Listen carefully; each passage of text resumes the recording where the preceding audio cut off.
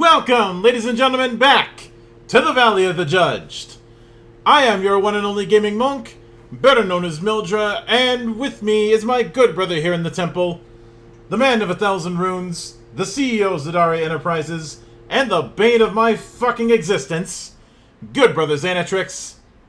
Zadari Enterprises would like to remind you that while apes together strong is a thing, Americans, guns, and bullets will always overcome that. Mm-hmm. We just had our 4th of July. Yes. Where we did all of the explosives. So, apes, you could be together strong. But, I don't think you'll survive saturation bombing. Keep your stinking paws off my guns, you damn dirty apes. Thank you. Look, the references were going to be inevitable, and for this week's topic, our requisite one-shot, I feel the need to take a bit of a victory lap, because a few months back, I came across this, and I said I was very optimistic about it. And some of the people in the server where I originally posted this were like, "Oh, it's probably going to be using 5e like everything else," or "Oh, it's going to be based on the more recent movies," which some people don't care for. Honestly, the remake movies haven't been, except for the most recent one, they haven't been too bad. The 4th one has its issues, but that's another story. I only ever watched the first one. Mm-hmm. I didn't really have much interest in watching any of the sequels. Yeah, it's more trying to do a fourth movie. I think was a bad idea simply because, well, that story was finished with the third, and it's kind of hard to just do another one about focused around Caesar. Like his story was done. Uh, but in both cases, I end up taking a victory lap, like I said before, because for one, this is not published by some rando, but this is published by Magnetic Press, who already have a very lengthy track record when it comes to doing high quality graphic novels. And this is their second outing with TTRPGs because about, I'd say a year ago, they published a tabletop adaptation of Carbon Gray, which is a very interesting diesel punk kind of setting, and used the West End Games system. Now, some might say, didn't West End Games go belly up about a decade or so ago? Yes, they did. But the D6 system has been under an open license since 2008, 2006, I want to say. Yeah, not to mention, while West End Games, as it was formally recognized, is defunct, the bits and pieces of it that remained were bought up by various places as well. So it lives as a piecemeal Frankenstein in different places. Yeah, and point is, the D6 system is under an open license, a proper open license. So anybody can make their own D6 game. Hell, a few years ago we ended up getting a Zorro TTRPG that was using the D6 system. And once the primer came out, I started to get a better feel for what this is doing. It is not drawing upon the remake movies; it's actually drawing upon the original movies. The Charlton Heston ones, which is why we had to do the line. But then again, everybody does the line, and I mean fucking everybody. Damn you all to hell! There's that one too. Yeah. I mean, but from other films to other remakes, although we will not talk about Tim Burton's attempt at it, to even various cartoons. Futurama has done it, I think, twice. Yep. Even Kevin Smith did it when he was still funny. Mm-hmm. Oh, hang on. I think I hear Kevin Smith crying. And it's not hard to hear that from here, Monk. He whines across the world. Mm-hmm. Smaxo, take a note from your name and hit yourself. Did you see his comment, Monk? Yeah, I did. Yeah. And pretty much. We'll get to that, Dragon.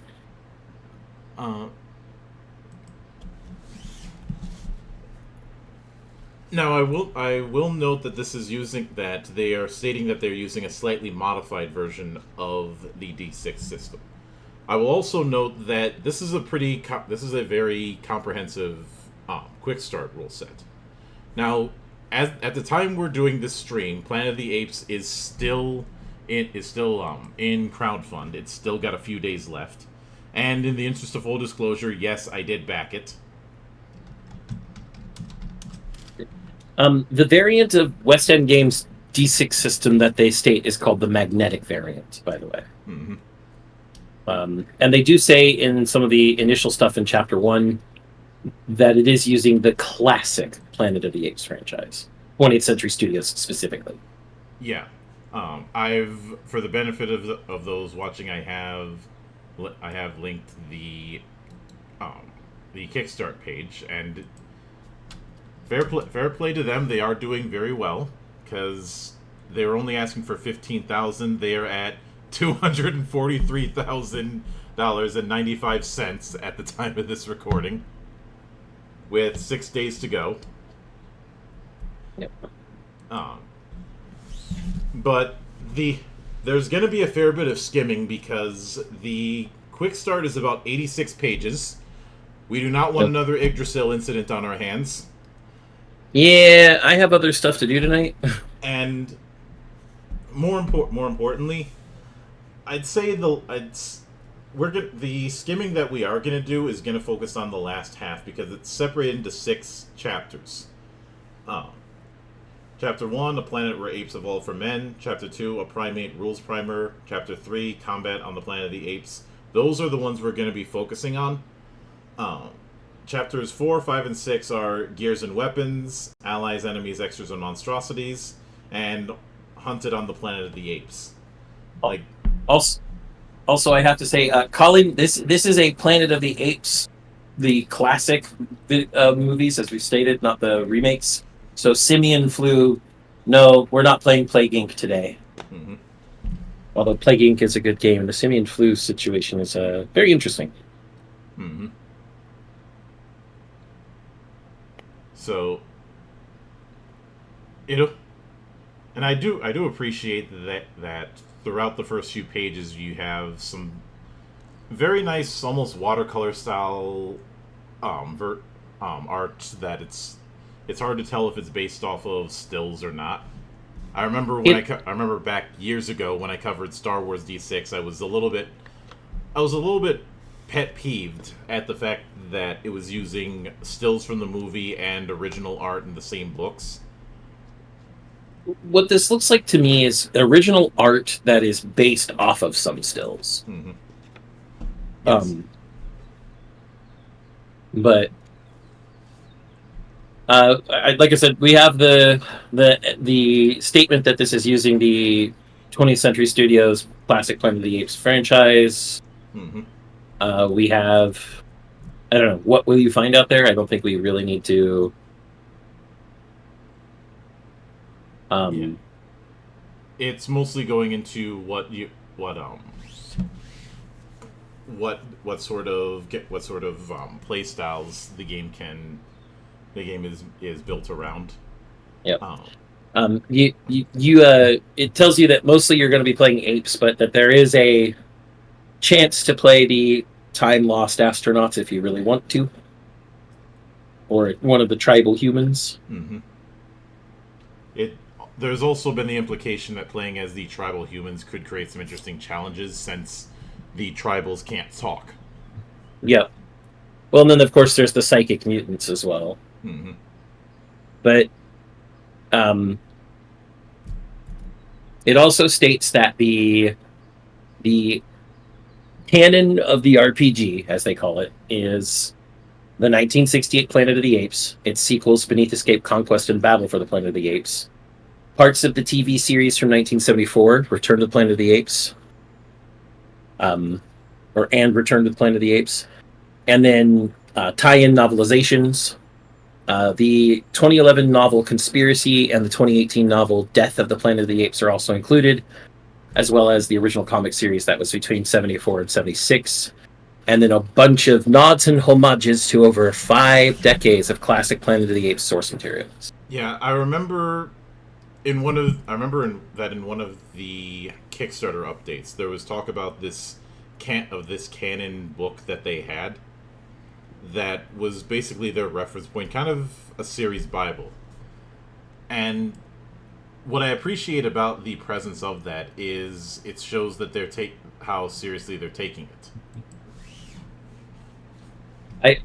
I do imagine you could be a baboon, considering baboons are technically apes. They don't mention it outright, but I'm guessing you can be quite an extensive amount of apes if you really want to. Mm-hmm. But then, after a few pages in, we get to now. Colin, when it comes to some of that, some of it we will dip into in time, but keep in mind we're going through a quick start. So it's important to temper one's expectations. Yeah. This is a quick start document. The full game isn't out yet. And I'm sure there will be armor rules, equipment rules in total, and we'll get into those when we get there. We're just going in order of the document. So if you have any questions about what we're reading at the time, definitely feel free to submit them. We'll do our best to try and answer stuff. Mm-hmm. The expected delivery date for the core book is September, but given the quirks of production and printing, I don't expect it to be in September. I don't expect it to be until Q1 2025. That could be the case. We'll find out. Mm-hmm. But then we get to a character of your own. Since I've been doing a fair bit of talking in regard to that, I'll let you take over on this spot. Okay. The Planet of the Apes role-playing game core rulebook walks you through crafting your own ape, human, or mutant character. Here's a quick rundown of what's in store for you. You'll start with a specific character archetype template and then tailor your character to your preferences and role within your party. You'll allocate points to your desired skills and detail your character persona. As your character lives through more and more adventures, they gain adjudicating rewards. These are points that can be applied towards increasing skill level. Finally, everyone has some item that means more to them than anyone else could know. These mementos give you a special edge above the rest. It starts with the character persona section. Player characters may be larger than life, but they are still only ape, or human, or mutant. Your character can have personality quirks that help define them, motivations that affect the choices they make, and remarkable abilities that make them stand out in a crowd.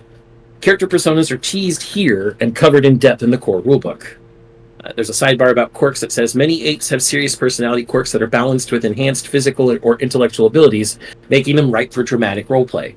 These quirks have been assigned to add flavor to your gaming table, giving inexperienced or timid players and apes alike a guide for roleplaying.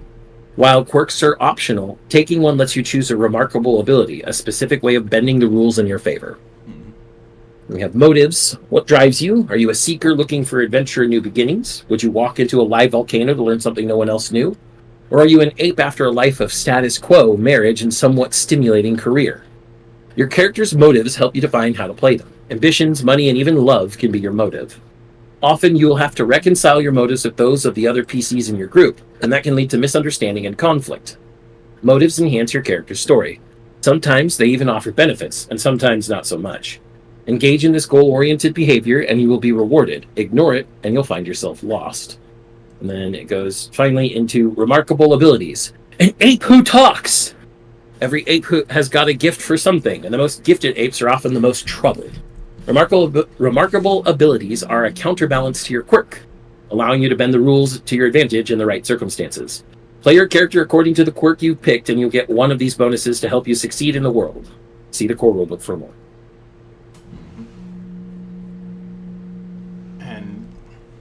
Then there's another sidebar about psychometrics. At the end of the day, you're only simian. Characters on the Planet of the Apes often find themselves thrown into stress-inducing situations that can have a lasting effect on them. Sometimes it feels like you're trapped in a madhouse. It's a madhouse! A madhouse! Imprisonment, torture, and strange revelations about just what planet you're on can take their toll. When things get too much for the PC, the fear and madness tables in the core rulebook will chart what you're living with and what you can do to cope. Then we have adjudicating rewards. Life in a post-apocalyptic world means there are always challenges to be had. Either you learn from your experiences or they are your last. Called merits and demerits and other D6 MV games. D6 magnetic variant, basically. In Planet of the Apes, these enhancement tools are called adjudicating rewards. Adjudicating rewards helps you keep track of your progress in two ways: experience points and hero points. Experience points are your reward for getting the job done and doing well, called skill points in the classic D6 system. XP points allow you to improve your skill proficiencies and gain new remarkable abilities. Hero points, the action in the POTA RPG is brutal. Hero points give you the edge you might need in a losing battle, helping you beat the odds and survive even in the worst of circumstances. You start each adventure with 6 of these points to spend and can gain more as the gaming session goes on. See the core rulebook for more. So we have our they've got an edge mechanic. Yep. Nice. Built right in, too. Yep. I like it. Then we have mementos. An ape can be just as nostalgic as a human. All sentimental creatures hold on to trinkets that represent somewhere or somewhen, some another time or place when they were happy, in love, or just damn lucky. Many own something that means a lot to them, such as a photograph of a loved one, military dog tags, or a lucky bullet. Just having that item in hand can make the day seem a little bit easier to get through. These are mementos, unique pieces of equipment that resonate with your character. Story-wise, a memento serves to warn or remind you of an important event, or even your status in life. Astronauts, especially, are beholden to their own past, and mutants can even use their mementos to focus their psionic skills. Rules-wise, a memento, bit of a typo there, a minor skill boost or in-game benefit.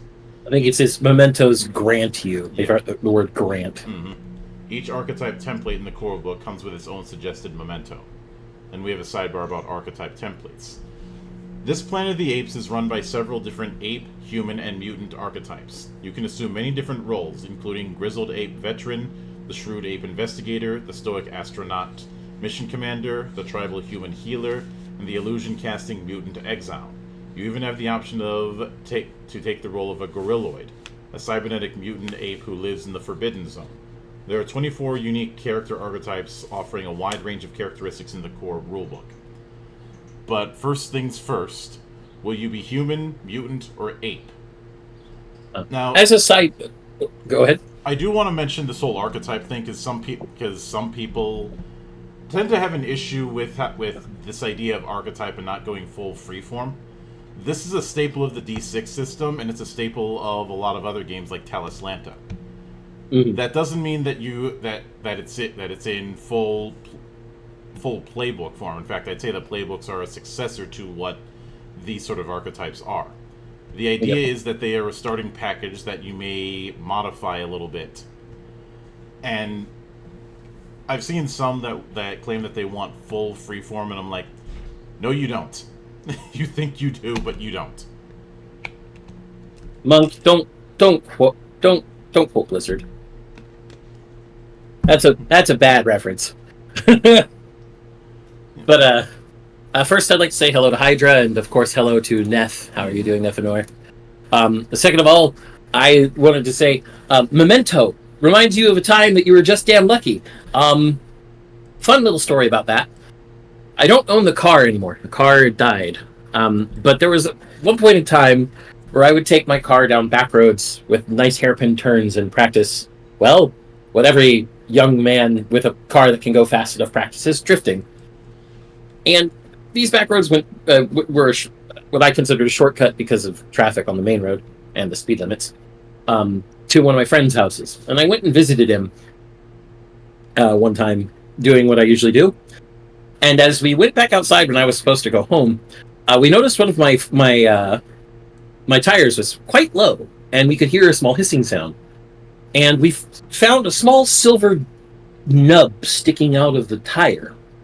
We're like, oh, that's kind of weird. I guess I must have accidentally ran over a nail. No, it was a flathead screwdriver shank 6 inches long. It should have torn my tire in two, popped it, and killed me. But it didn't. I still have that screwdriver shank as a lucky charm.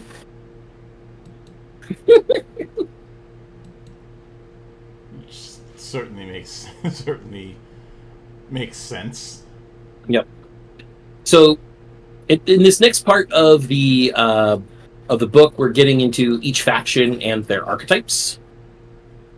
So, this first one, at the beginning of A Planet Divided. History seems doomed to repeat itself no matter which species is at the wheel. There are several factions at play in this dark future, factions bent on annihilating each other. If they can only work with each other, things might change. Then there's a sidebar. A word about discrimination. The makers of the Planet of the Apes RPG stand tall against bigotry in all its forms. The best science fiction points out flaws in our society and opens discussion on how to change. The views and actions of certain characters in the series are designed to draw attention to discrimination and other destructive behaviors. Apes hate mutants who hate apes, and everyone hates humans. Even within ape kind itself, there is a bigotry at play. Gorillas are stereotyped as brutes, while chimpanzees are dismissed as too liberal, etc., etc. Your character is better than all of this, of course. The theme of Planet of the Apes game should always involve overcoming hatred, not succumbing to it. In this RPG, your character can stand against prejudice and disrespectful attitudes. They can work to defeat discrimination in all its forms and work towards living on a planet where everyone can exercise their human and ape rights. It even has a picture of a hear no evil, see no evil, speak no evil at the bottom. I like what they're trying to achieve with the sidebar. I don't like that it once again makes a very prescriptive recommendation on play rather than just saying you should. It might be cool to try not being a douchebag at the table. Because let's be honest, anyone who comes into this wanting to play one of the apes just fucking murdering everybody else because he's a racist shithead, nobody's going to want to play with that person at the table, straight up. Like, this is a self-correcting issue. It actually reminds me of a point Asmongold made the other day. Games, especially tabletop RPGs and video games, and especially with the advent of the internet and the online world, have done the most to stop actual bigotry and discrimination than anything else in the modern world. So, but with that, we can move on to the great apes. The planet of the apes is governed by 3 types of great apes: the orangutans, the chimpanzees, and the gorillas. While every individual is, of course, unique, each of the great apes is known for different attitudes, viewpoints, and career paths that were previously defined by a now-abolished caste system. The quota system imposed a hierarchical status and lifestyle on apes, one which included constraints on occupational opportunities and advancements, limits on both acceptable social interaction and exclusion, and even endogamy. Since the abolishment, most apes have simply stayed in their traditional lanes until now, of course. As for those of you who don't know what endogamy is, I'm going to pull up a dictionary definition because I don't want to get it wrong. I'd paraphrase it and probably get it wrong. But endogamy is basically you are assigned to marry and reproduce within this specific social group or other caste or ethnic group. Like, you can't marry / reproduce outside of the group you are supposed to be a part of. Mm-hmm.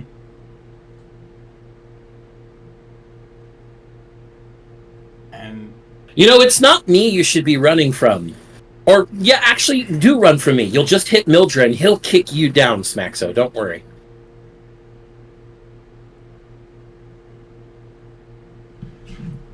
Run from one of us, the other will catch you. The other will catch you, and you'll just end. And you won't die tired. I can promise that, because I can only do that once. Yep. I don't know if the memento would be something that's like a full vehicle. Maybe if it was a vehicle that was broken down but had sentimental value. It seems like the mementos really aren't. They're meant to be something that couldn't have a real mechanical use, I'd say. Well, an extremely practical use, I guess, would be the best way to put it. Yeah. Like if some guy has like a broken down Corvette and keeps it as a memento of the time he and his best friend, who is now unfortunately deceased, were trying to rebuild a car so they could have a really cool sports car, and then his friend passed. It'd be a memento of his friend. Mm-hmm.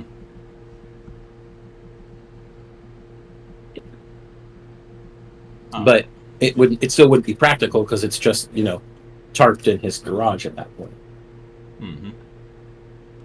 But I will leave the first of the great apes to you, Monk. Yep. So first we have chimpanzees.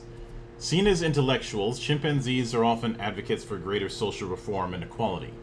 Many occupy administrative assistant roles such as clerks and accountants, but many become merchants, nurses, and most notably, ape scientists. The post-abolishment period has seen an increasing number of young chimpanzees stirring up trouble as ape journalists and activist apes. Others become adventurer apes, deciding to hold off on applying to the academy for a year so they can go on walkabout and quote-unquote find themselves. Some have even joined the military. While they make up the bulk of ape society, preconceived notions of chimpanzee progressive views has left them with the least representation in government. Taken as a political party, chimpanzee-sponsored changes only comes about through the Citizens' Council, and only then if they can get the orangutans or gorillas to find value in their point of view.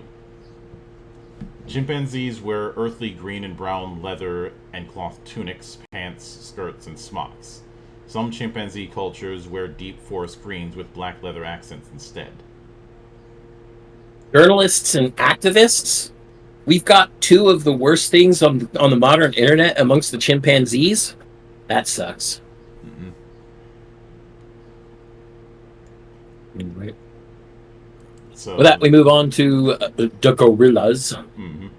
Famed for their aggressive behavior, gorillas are often stereotyped as witless brutes. While they tend to lead with their fists, many of them are as smart as any chimpanzee. Their predetermined societal roles in schooling has simply ensured their focus on practical rather than intellectual pursuits. I don't like that distinction. Intellectual pursuits can be practical. This should say physical rather than intellectual pursuits, but still. Mm-hmm. Gorillas make up nearly half of ape society. A gorilla will often serve the community as an ape soldier, as a member of the ape constabulary, or as a civil service ape. Without a major war in decades, many gorillas have survived army life to retire and reach veteran status.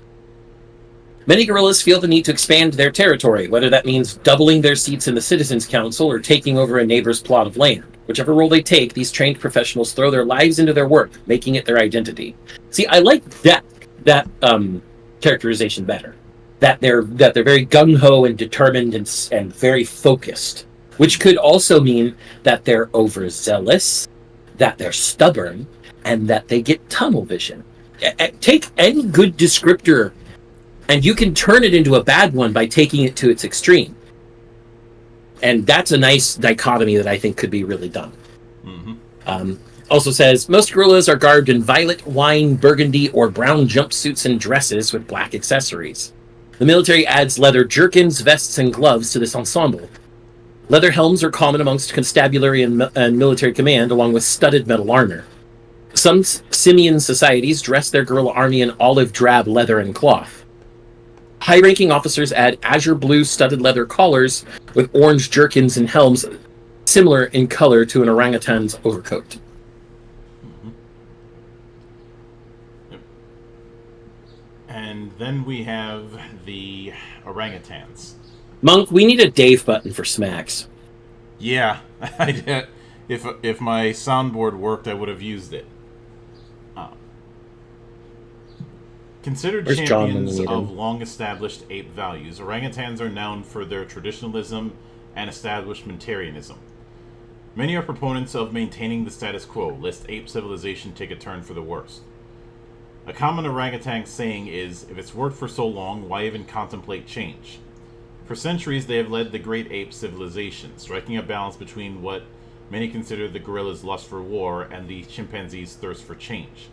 In the past, they have often assumed the roles of politicians, priests, doctors, administrators, and lawyers.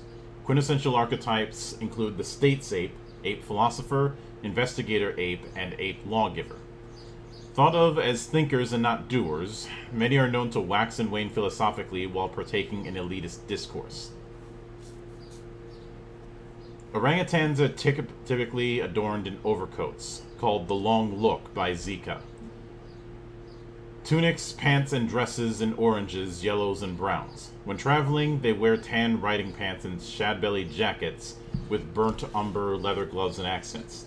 The clergy don purple robes and vestments over their standard wear. In some ape cultures, orangutans wear sky blue clothing with deep blue leather accent, but these outfits are almost never seen in Ape City. So we've got orangutans who want no progress, chimpanzees who want all the progress, and the gorillas who just want to do everything at the most pragmatic cost. Mm-hmm. It's a nice little triangle. Yep. With that, we move on to the mutants. While there are many mutations on this planet of the apes, the beings referred to specifically as mutants are descendants of those survivors of the nuclear holocaust. Driven underground to protect themselves from surface radiation, they were left scarred, irradiated, and suffering from many mutations. While some were malignant, others granted them powers of the mind. Telepathic illusion became their greatest asset. The most commonly encountered include the mutant orators and their forward protectors called vanguards. Occasionally, a mutant will be cast out to the surface. These exiles are often eager to find a new community to belong to. The strangest mutants of all would be the gorilloids, apes artificially augmented with machine parts by enigmatic beings called the Makers. Over the centuries since the nuclear holocaust, radiation exposure has all but destroyed the dermis of most mutants. They now appear as fascia, muscles, and sinew over bone, a fate they often use robes, artificial skin, or their illusory powers to conceal. To the unobservant ape, mutants might be mistaken for strangely dressed humans or astronauts. So they're all ghouls, every one of them. Mm-hmm. Interesting. Then we have a little bit further on the mutants with two factions. One, the Fellowship of the Holy Fallout. Led by the House of Mendez for more than 25 generations, the Fellowship have been both physically and spiritually transformed by nuclear fallout. They worship the Doomsday Bomb itself as a divine being that grants new life through death. The Fellowship is divided into 6 houses, each trained in a distinct psionic discipline that complements the others. Dressed in mostly whites and grays with color sashes to denote house affiliation, the Fellowship uses facsimile flesh to protect their skinless anatomy. For centuries, they've only revealed their true nature to their god, and even then only during prayer. Oh god, it's the children of Adam. Mm-hmm. Oh, The children of the Atom. Yep, then we have the Underdwellers, a mutant splinter group that has evolved into its own. The Underdwellers are led by the House of Krador. These mutants possess illusionary psychic powers like the Fellowship does, but are also able to alter the physical in the form of psychokinetic energy bolts, psychic projection, and teleportation. Like most mutants, the Underdwellers must protect their fascia from direct sunlight. As they do not possess the facsimile flesh the Fellowship does, they tend to wear UV-resistant blue-gray robes with deep hoods that hide their features. So the Underdwellers are just a city of ghouls. And a city of specifically radiant ones, the ones that shoot radiation energy out of their hands. Mm-hmm. Do you think that the original creators of Fallout took some inspiration from Planet of the Apes? I think they may have, at least partly. It could be, and there's definitely. I won't say the comparisons would be 1-to-1, but there's definitely some convergent creativity. Well, I mean, creators Also, get their inspirations like everywhere. Again.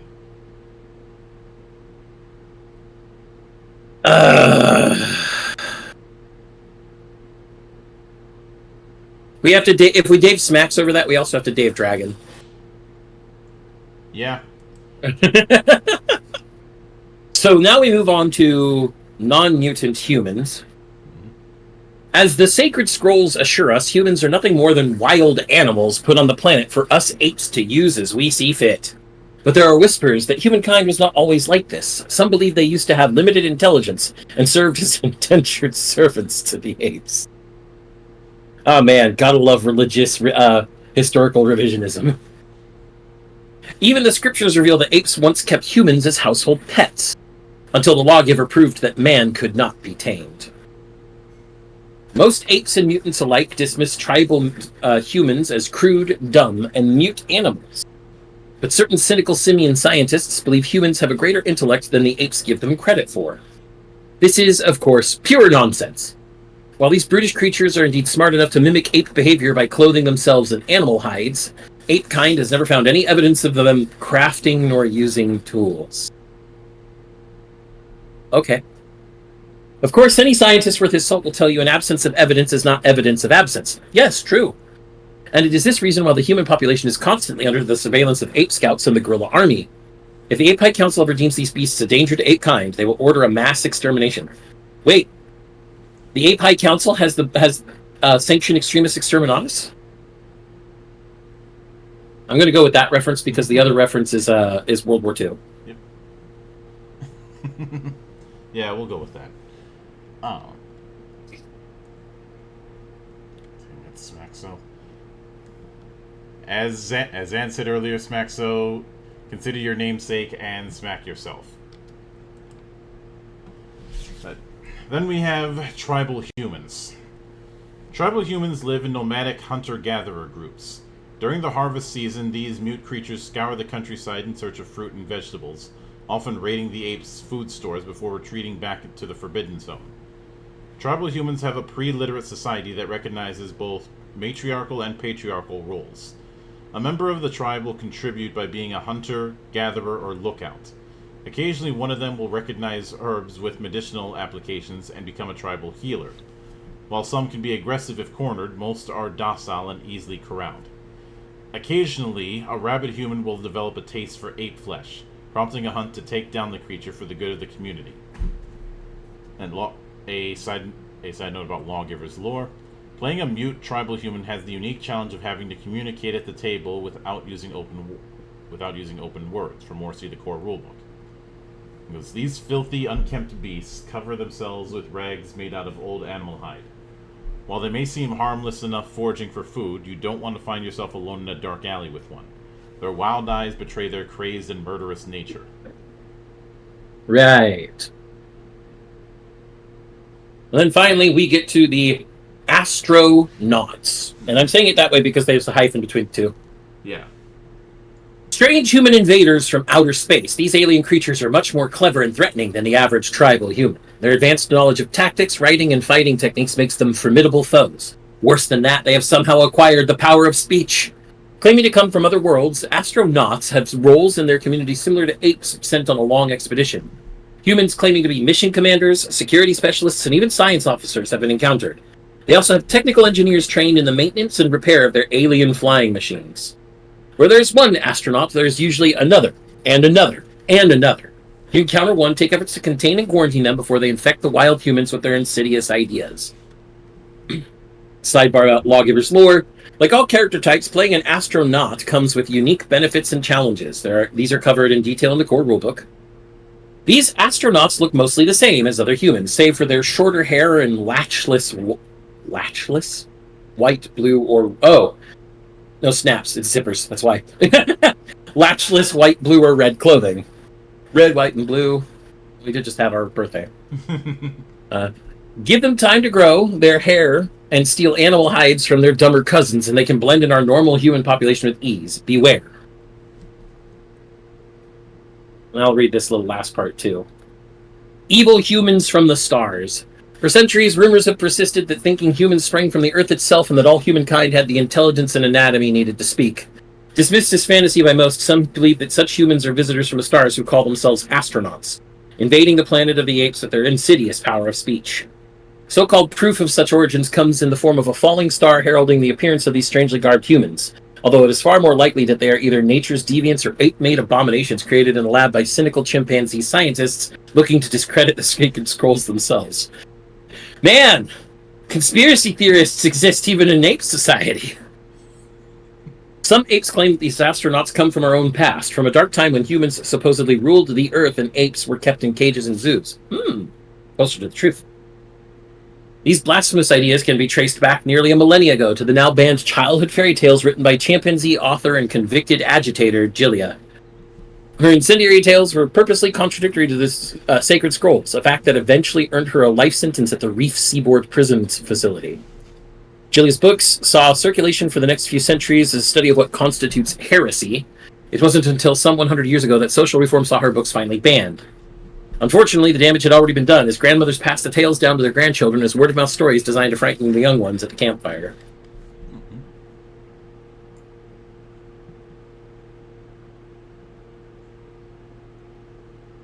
And then we have the what? Then we have the what is a role-playing game part of it. And it should be noted the Lawgiver is this game's equivalent of the GM. Well, it depends on which version of the word, though. The one in all caps in the book is indicating the GM. Yeah. And of course, there's three variants of it. There's the Lawgiver in the lore, the deified figure of that name. In all caps, that, or just LG, that's the name for the Game Master. And then there's an archetype of Ape Lawgiver, which is essentially a priest or a clergy ape. And there's also a sidebar about the whole astronauts thing, which at one point I thought was just a typo, but since they keep doing it, it's an intentional thing. Mm-hmm. Let's see. Then explanation of role playing. A bit of the roots thing when it comes to the D6 system. And then we get to the magnetic variant. Classic gameplay re-envisioned for the modern ape. Before humankind's downfall, various versions of the D6 system have been developed by West End Games and its affiliates for different types of gameplay.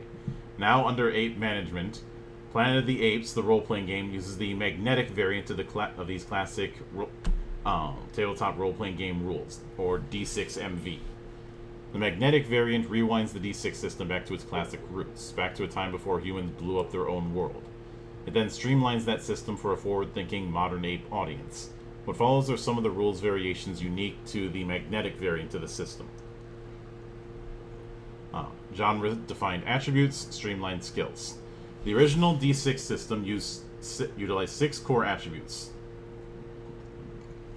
dexterity, knowledge, mechanical, perception, strength, and technical.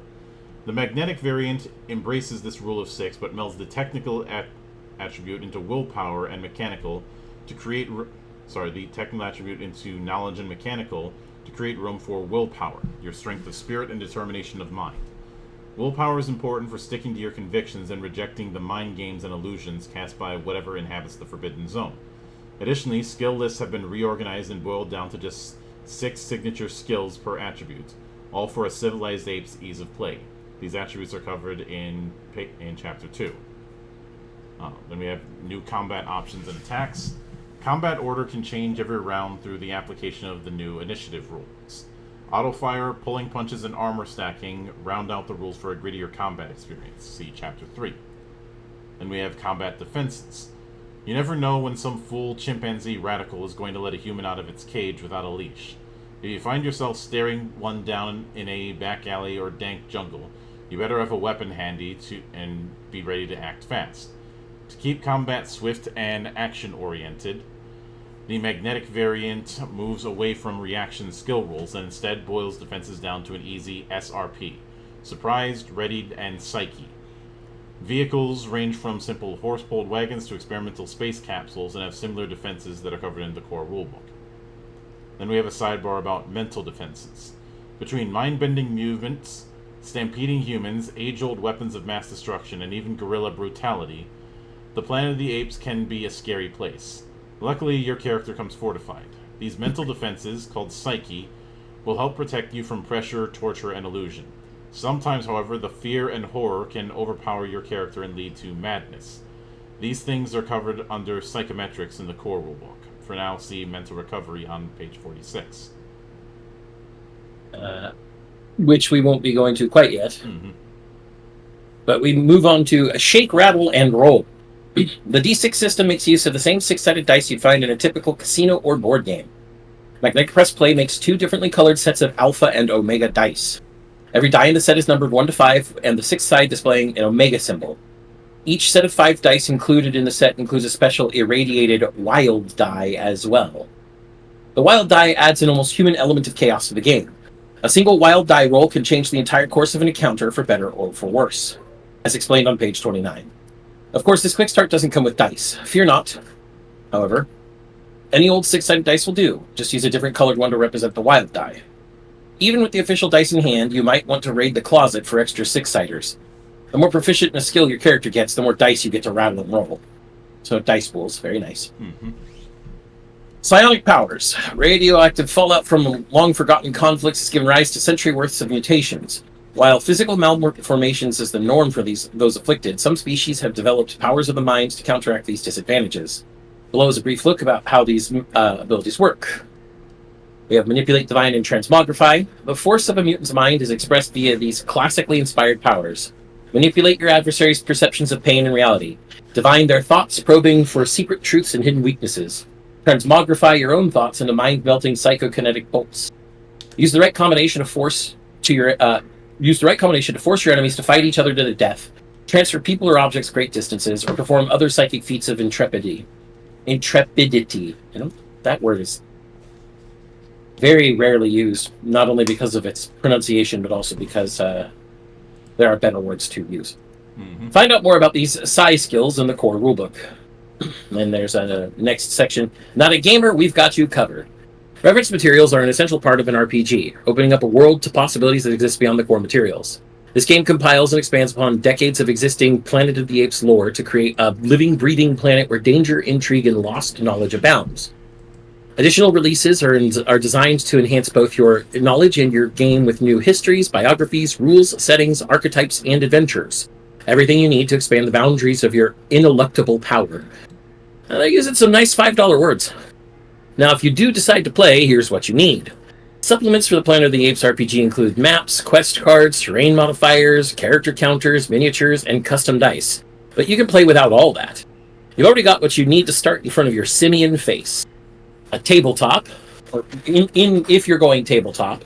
Going old school, the core rulebook will allow you to do it all. To try things out, you'll need it, or at least this quick start. A tabletop, a pencil, printed out copies of the included Adventures pre-gen characters, a handful of everyday six-sided dice, and a group of like-minded apes to play with.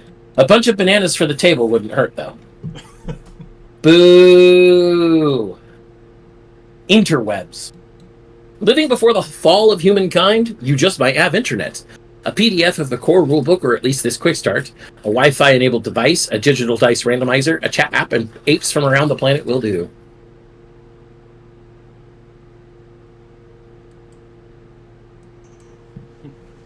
So then we go into the rules primer.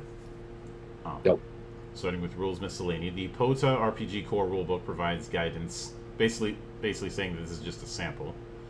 And we have a side note for classic D6 systems fans. If you're coming to the Planet of the Apes role-playing game from previous D6 system games, like Star Wars the role-playing game, you may notice the attributes are a bit different. We already covered that. Then we have attributes and skills. First, going over the 6 attributes. The skills for dexterity, the skills are acrobatics, melee, reflex, ride, sleight of hand, and stealth. For knowledge, it's espionage, medical, scholar, sciences, survival, and technical. For mechanical, it's demolitions, drive, engineer, gunner, pilot, repair/disable. And for perception, it's evaluate, gambling, instinct, investigate, marksmanship, and streetwise. For strength, it's brawl, climb/jump, lifting, stamina, swimming, and throwing. For willpower, it's bargain, charm, command, con, grit, intimidation. And it says there are 3 special psi skills, those being divine, manipulate, and transmogrify, which I didn't mention it earlier, but those 3 psi skills, that is reminding me of the control, sense, and alter that was in Star Wars for Force skills and later on D6 Space. I think it kind of is. It's like they are already pulling from the West End D6 system, so yeah. renaming things and repurposing them is going to happen. For all intents and purposes, D6 Space was Star Wars, the role-playing game, just with all the Star Wars stuff filed off. Because it was 2004 and they didn't have the license. See, then we have die codes, basically how many D6 you rolled. There's also the fact that you may have pips added. Basically, you're rolling that die and maybe adding a static modifier. Usually those static modifiers are going to be +1 or +2. So if you've got Dex 3D, you roll 3 die. If you got 5D, you roll 5 die. When using a skill, you add its die code to the one of the associated attribute and roll that many die. If you've seen any game that has an attribute skill dichotomy, you've seen this setup. And I know it's going to come up because it always come up when people hear about attribute skill combinations and die pools. Yes, like Vampire the Masquerade. Yes, like Werewolf the Apocalypse. Moving on. Yep. And we have the difficulty numbers. It is aim high, as it's been in the past. Yep. 5 is very easy, 10 is easy, 15 is average, 20 is difficult, 25 is very difficult, 30 is extremely difficult. There's a lawgiver's lore side. In the event of a tie, the player always wins. Good to make clear of that. Then we have success and failure. Basically the degrees of success. So if your final roll is 3 times the difficulty or better, that is an exceptional success. On attack rolls, exceptional success deal double damage. DN plus 1 up to twice the DN is an ordinary success. Meeting the DN is a partial success, i.e. you succeed but with a setback. -1 or -9 is -1 through -9. -1 to -9 is a ordinary failure. You didn't achieve what you set out to do. 10 to 19 is a exceptional failure, and -20 or worse is a catastrophic failure.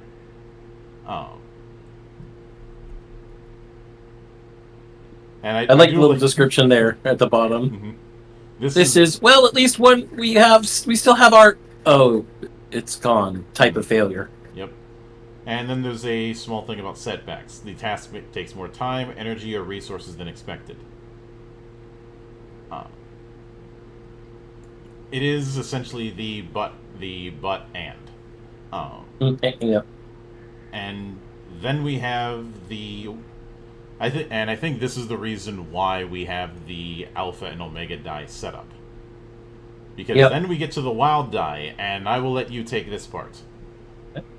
In every dice pool, there's one special die that can have a dramatic effect on the situation. This is the wild die, and it's always part of the dice pool when making an attribute or skill roll, even if no other dice are rolled. For example, when making a 3D plus 1 Dex Acrobatics roll, one of these 3 dice is the wild die. If the die code for a roll is 1D, then that 1 die is the wild die. To distinguish the wild die from the other dice, the official Planet of the Apes wild dice are translucent green with an omega symbol in place of the 1. All you really need, though, is a die of a different size or color. Distinguishing the wild die from your other die rolls is important. Whether the roll succeeds or fails, the wild die's result could add an advantage or complication to your current predicament. You have alpha advantages. If the wild die roll is a 6, something advantageous happens in the form of an advantage. The advantage can take many forms. If the roll is already successful, the player can choose one of the following. An ordinary success becomes an exceptional success and the player gains 1 hero point. The player just gets 2 hero points, or another player or ally in the scene gains a hero point. If the roll fails, the player can choose one of the following. Exploding dice. The wild die is rolled again and the result is added to the total. If the second roll of the wild die results in another 6, keep rolling and adding it to the total until you roll something other than a 6 on the wild die. Whether the roll succeeds or fails, the player still gains 1 hero point, regardless of how many times the wild die was a 6. Or, nice try. The roll fails, but the player gains 1 hero point to another player, or grants 1 hero point to another player or ally in the scene. Then we have Omega Complications. If the wild die roll is a 1, something disadvantageous happens in the form of a complication. A complication is a penalty or narrative dilemma the Game Master can use to make the PC's life more interesting. If the roll succeeds, the Game Master can choose one of the following. Introduce a setback. Additional time or resources are required. An ordinary success becomes a partial success, and the player gains 1 hero point. The roll fails, the player gains 2 hero points. So, before we go much further, I read the rest of that. I am going to come back to the comment Dragon made much earlier regarding the mix of the dice. The bad thing that can happen is not as bad as you think it is. All that the LG can do, if you have a successful roll, especially if you roll all 6s and it results in like a critical, is they can fail the roll, but with no setbacks or complications, and you get 2 hero points.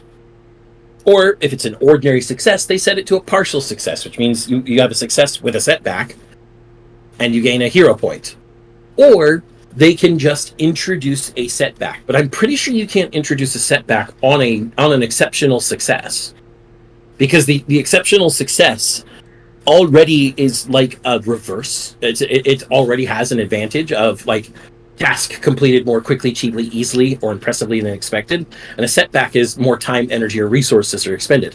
So all that introducing a setback would really do on an exceptional success which is essentially a critical, is cancel out the critical part, and you'd still just get a ordinary success and still succeed. So your concerns were, I don't think they're necessarily going to be a huge issue, especially if a DM fails someone. They have to give that person 2 hero points at that time. And when we get into hero points later, I'm sure that there are going to be uses of the hero points that maybe a GM doesn't want to give players 2 hero points just for that. Dragon, it's important to keep in mind that Ghostbusters was very, very early in the D6 system. So, whereas what this is using is more akin to what was being done at the tail end of Star Wars and the D6 trilogy back in 2004. Yeah. But to continue with Omega complications, if the roll fails, the GM can choose one of the following. They can introduce a setback. They can turn an ordinary failure into an exceptional failure, and the player gains a hero points. And they can turn an exceptional failure into a catastrophic failure, and the player gains 2 hero points. Mm-hmm. And the Lawgiver's Lore here specifically says, players are allowed to choose their wild die advantages, while the LG gets to pick any complications. If you got a GM who is specifically specifically failing every one of your rolls whenever you get a 1 on the wild die, that's just a GM being a dick. And at that point, you need to make the choice of, is my GM someone I want to play with anymore? Most GMs will choose whichever, in my experience, and I'm sure this probably hits for Monk as well, in my experience, when failure is a thing, especially with things like the wild die here or Paranoia's computer die. Are you unhappy with your clearance, citizen? I'm an ultraviolet clearance. I'm one of your core programmers. Shut up, computer, before I excise you. But regardless, those type of dice are used to make a roll that is potentially uninteresting more interesting, or is potentially okay interesting more interesting. And GMs that are worth their salt will choose whatever the most interesting option might be. I can foresee in many cases where a player rolls some really fucking good numbers but then gets that 1 on the wild die. I would look at that and go, they've got an extraordinary success. I don't really want to fucking fail that. That's pretty cool. Let's just you don't get it done any faster. You get it done in the time you wanted to get it done in. There you go. You lose your got it done faster bonus, but that's really it. Because the die roll is already super cool, and I want them to feel good. If it's a roll that has less less what's the word I'm looking for here? Imminence. Less imminence. As in, it's something that is imminently going to occur. I might fail a roll to give somebody 2 hero points because I want them to do something cool later, and the roll somebody else can try it and they still have time to get it done. Whatever. It's all about choosing the options that best suit the situation at the time to make the game more interesting, especially for those failure complications. Roll for what the bad thing is, but their pants fall down. That could be a fun one. But I'll leave the next page to you, Monk. So then we have bonuses and penalties. Circumstances can conspire to turn an easy task into a difficult one, or vice versa.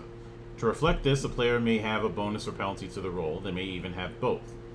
These bonuses and penalties apply to the die code of a roll, such as a +1 bonus or a -2d penalty.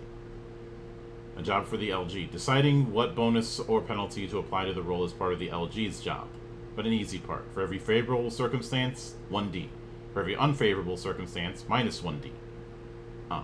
I do hope the core book has some examples on what would be favorable circumstance or unfavorable circumstances. You know, the whole guidance thing we talk about. Mm-hmm. And the source. The source of a bonus or penalty depends on the action being taken. Fog would impose a minus 1 die penalty to spot an enemy, but could also provide plus 1 die when trying to sneak past them. Use your best judgment and common sense. Although, as we've learned from certain Ivory Tower folks, common sense is very uncommon. Yep, common sense ain't so common no more. Mm-hmm. Let's see, multiples. When there are bonuses and penalties from multiple sources, subtract the total penalty from the total bonus and apply the result. In the example used above, a PC with plus 1d and minus 2d in a roll would have a penalty of minus 1d. Basically saying bonuses and penalties cancel each other out. Yep. Cancel each other out on a 1-to-1. And then zero On sum. a 1-1 basis. Yep. If a penalty reduces a die code to 0 or below, you'll still roll 1 die, the wild die. This gives characters the chance to pull off some truly amazing feats in the face of seemingly unbeatable odds.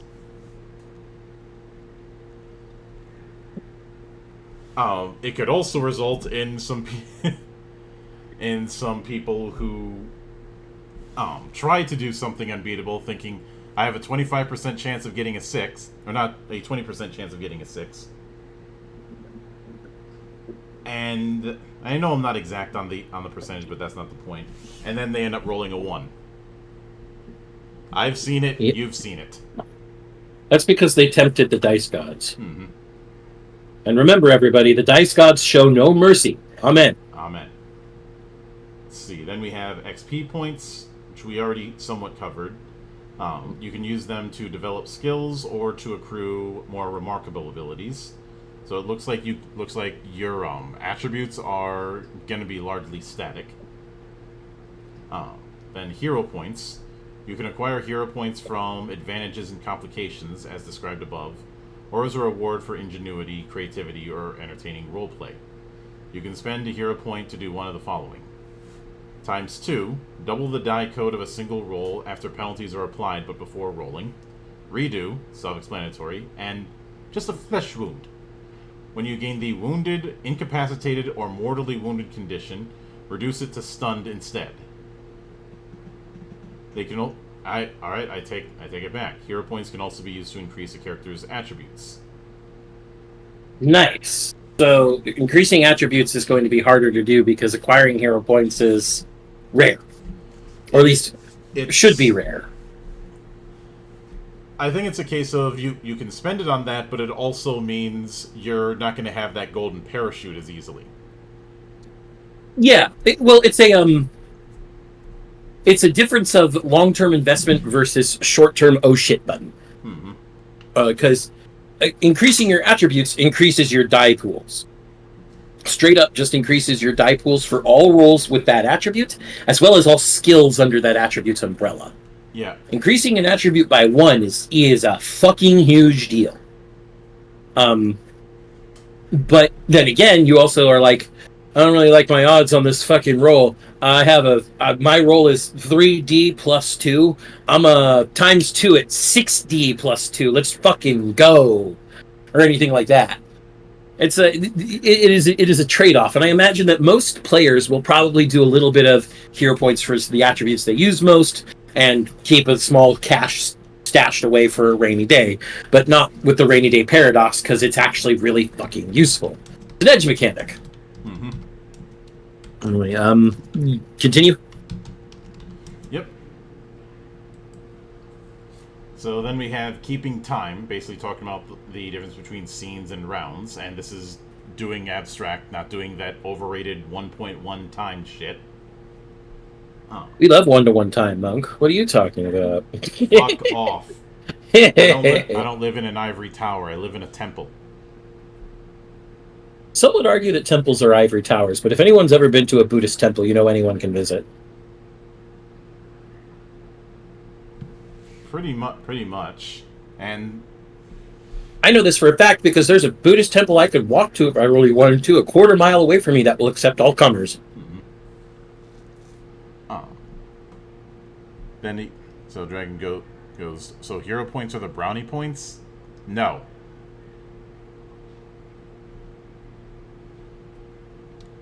No.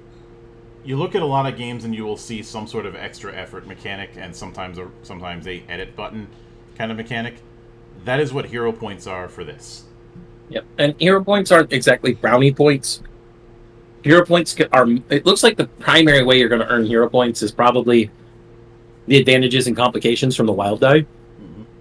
There's smaller ways to get it. Like it said, the LG can grant it for things like ingenuity, creativity, or entertaining roleplay. But an LG is going to hand them out judiciously, at least a good one. And so it is going to be hopefully a rare resource, and it's used. You've got, just as it'll be handed out judiciously, you've got to use it judiciously. Whether it's for those oh shit buttons. What? I don't understand Colin's question. What? What are bennies? What? Benny's is an extra effort resource in Savage Worlds. I'm confused why that's being brought up here. I don't understand. Yeah, I was. What? This is a non sequitur, sir. It does not follow the premise. Mm-hmm. Or maybe he's answering it like it's a Jeopardy question. Who knows? Yeah. Anyway. Oh, but yeah, no one-to-one time. So scenes and rounds. Yep. Then it goes into the action economy for rounds. Yep. You have three types of actions: quick actions, basic actions, and slow actions. Though it doesn't look like it's doing the you can only do one of each round. No, it defines what can be done in one round. Mm-hmm. So a basic action takes 1 round, a slow action takes more than 1 round, and a quick action takes place in a split second. So it technically does. Mm-hmm. Then we have combined actions. If somebody's acting as support as part of a combined action, they grant a plus 1d bonus. And then we have a overview of skills. I already went through the skills list, though I do appreciate some of the editorializing in a different font. Sleight of hand, acts of deceit performed by thieving astronauts. Mm-hmm. Stealth, things one might expect a human to do.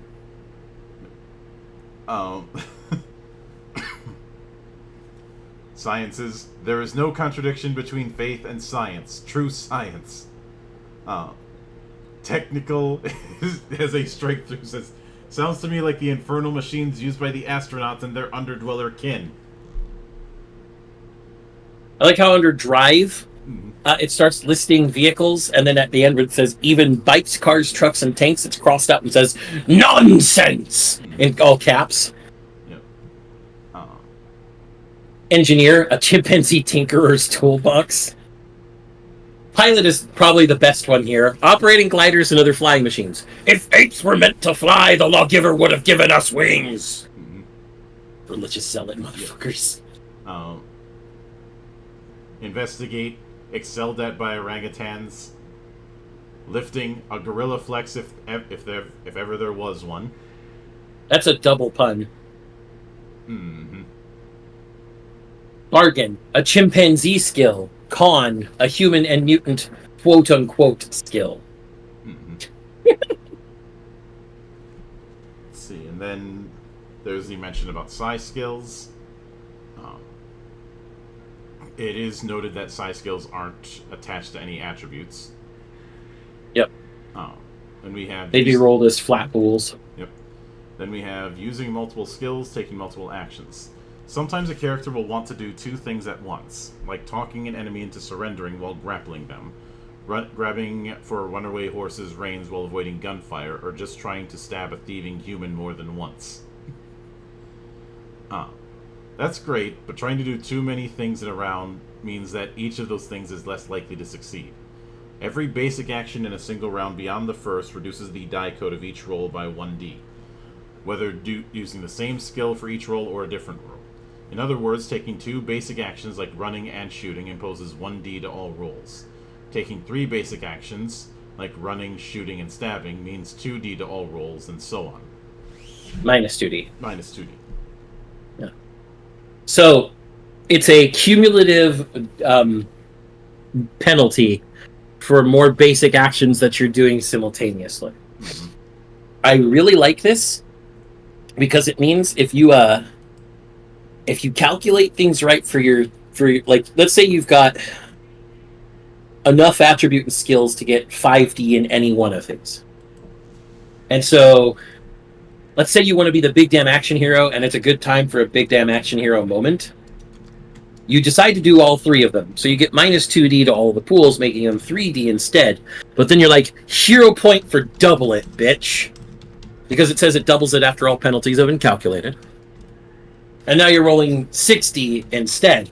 More than each one of them singularly could have rolled. Mm-hmm. And possibly, running, shooting, and then stabbing the bad guy. I like it. Mm-hmm. They have some common tasks defined by their difficulty number.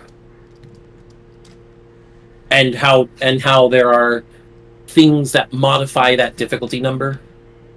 For example, for persuading NPC, one example is they're a friend, so it takes it from difficulty number 15 charm to difficulty number 5 because it's a minus 10.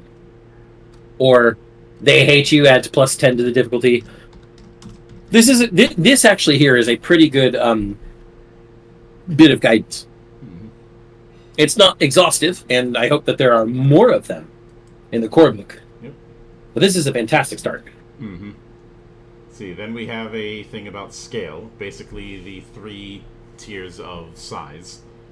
Character scale, so anything humanoid sized and smaller.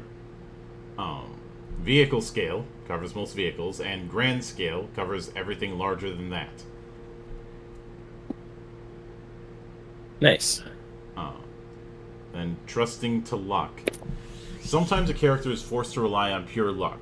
You've ducked into a cave to hide or find some shade in the forbidden zone. Is there a rock in there you can use as a makeshift weapon? That aged and tattered rope bridge to the monastery of Kaigur looks none too safe, but feral humans are hot on your heels, and there is no other way across the gorge. Will the bridge hold your weight while you hurry across it? In situations like these, just saying yes or no for whatever reason if the LG doesn't feel like just saying yes or no for whatever reason, they can ask the player to roll the wild die, either once or a number of times equal to their gambling die code, whichever is greater. For every 6 rolled, they're in luck. And the more 6s, the better that luck is. 1 6 will do for finding a rock in a cave, but if you expect that old bridge to hold while you run across it, you'll need to roll at least 3 of them.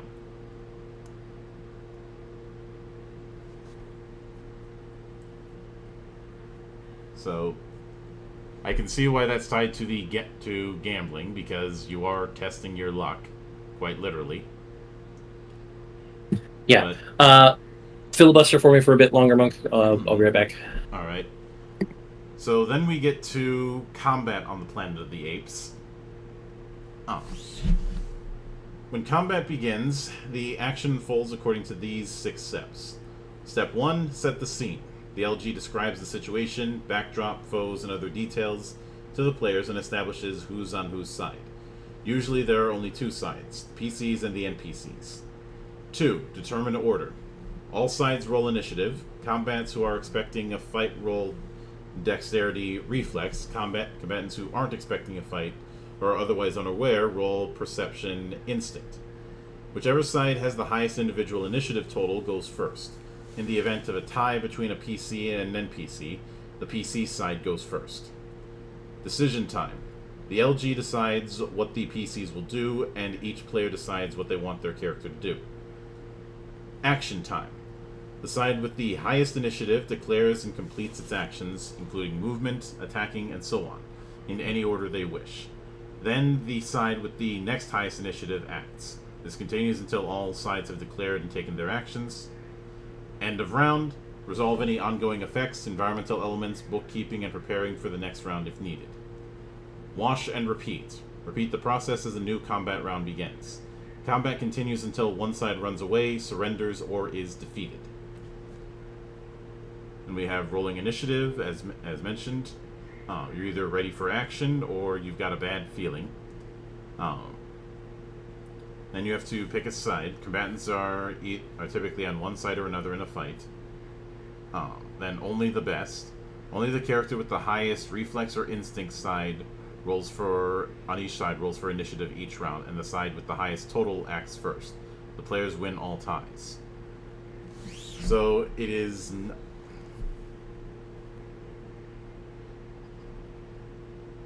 There's also the fact that it says the first initiative roll in combat almost always uses instinct, and all subsequent initiative rolls use reflex.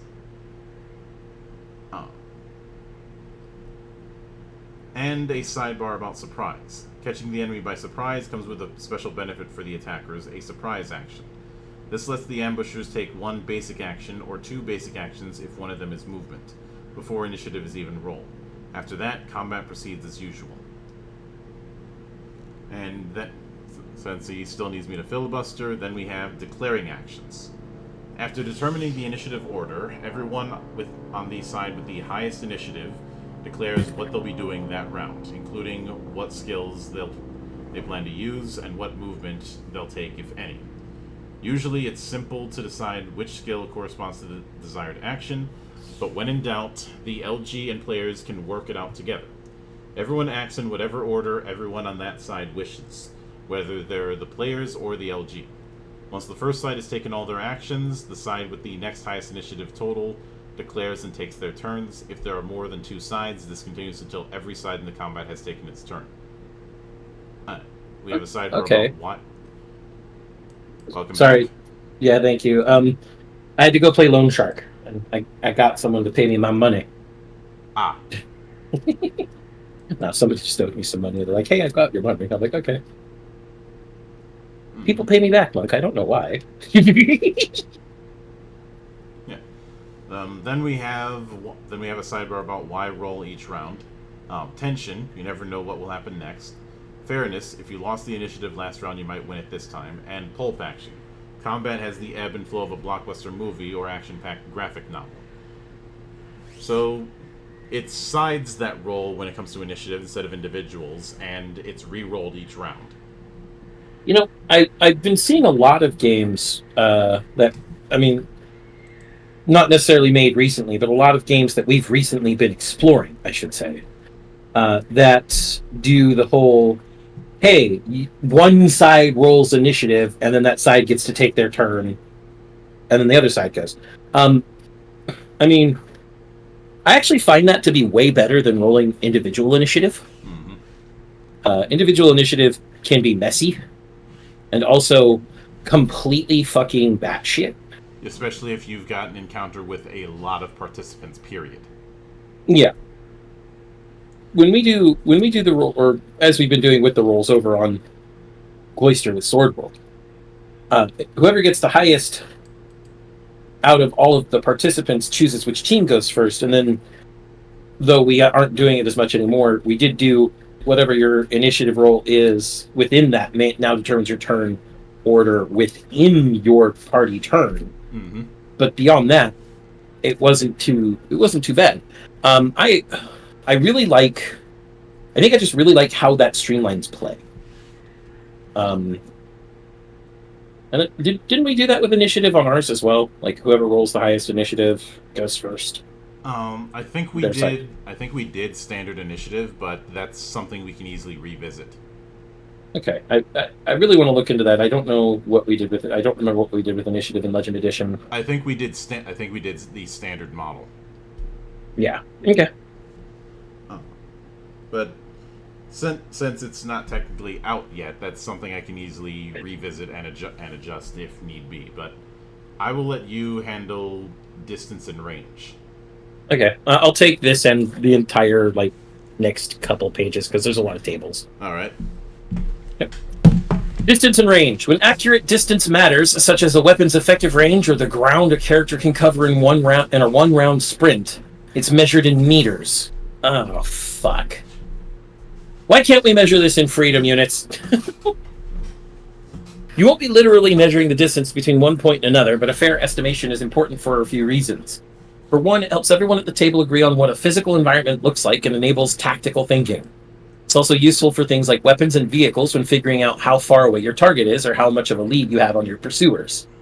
Moreover, many RPG players like using gaming miniatures and maps to further aid visualization. If you're not sure and you're the LG, your best guess will be fine. If you're a player, ask the LG. I like that. That if you're not sure about the distance and you're not the LG, ask the LG. There are 4 range categories: point blank, short, medium, and long. Most hand-to-hand weapons are only effective at point blank range, which is less than 3 meters.